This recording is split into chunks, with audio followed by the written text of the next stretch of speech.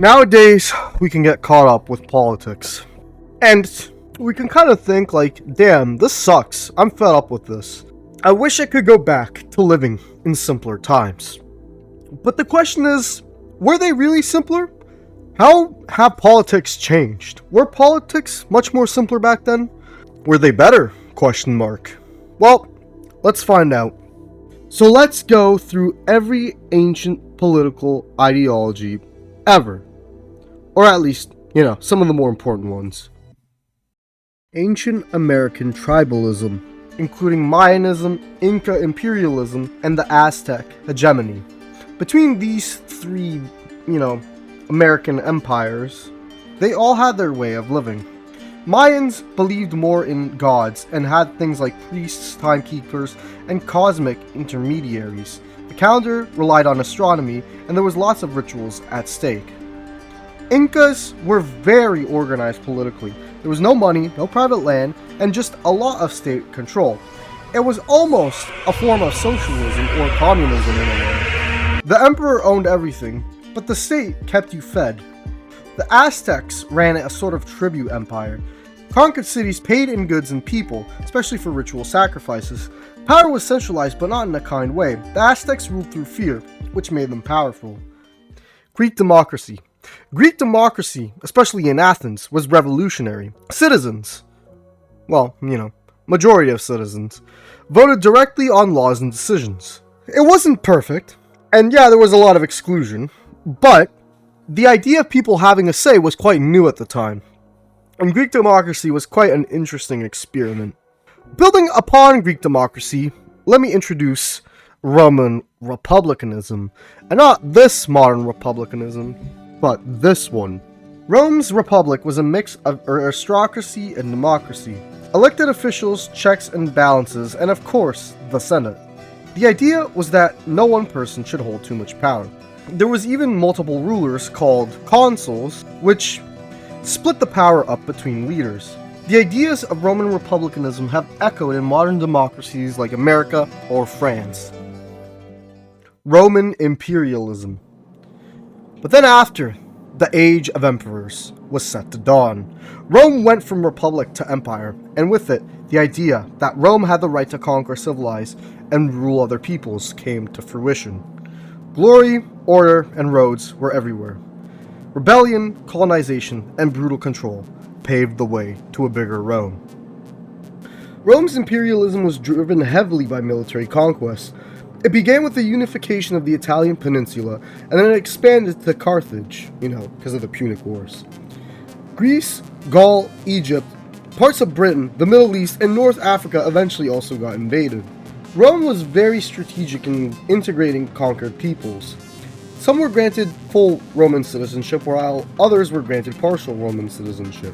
Rome allowed a degree of cultural and religious autonomy as long as loyalty and taxes were maintained. And of course, you can't forget Julius Caesar getting stabbed. Wow, what a snake. Mercantilism. Mercantilism was the economic, political system of early modern empires. It believed a country's power came from its wealth, especially gold and silver, and trade was a zero-sum game. Mercantilism was a very early version of capitalism in a way, since colonial powers at the time used it to trade with other countries and create a global system of trade. In mercantilism, wealth essentially equaled power. After the state of colonialism, a lot of state control and regulations were imposed, and mercantilism started to boom. Countries wanted to trade with each other a lot. Colonies essentially became economic assets after this time period. Confucianism. Confucianism is an ancient Chinese philosophy. Well, it wasn't just a philosophy, it was a blueprint for political order. Originating in ancient China, it emphasized hierarchy, family loyalty, and ruling through virtue rather than through force. Here is actually a good list of the Confucian philosophy and, what it spoke about.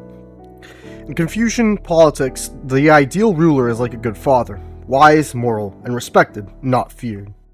Caliphatism. After the Prophet Muhammad's death, Islamic states were ruled by caliphs, leaders of both religion and politics. The system is known as Caliphatism. It combines spiritual authority with statecraft, aiming to create a society based on Islamic law and unity across the Muslim world, and it sought to expand into other countries and continents.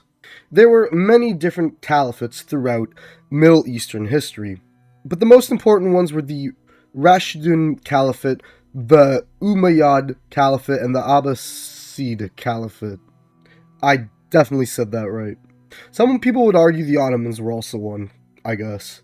Maybe an honorary one. Colonialism. Colonialism was the domination of one people by another, often by force.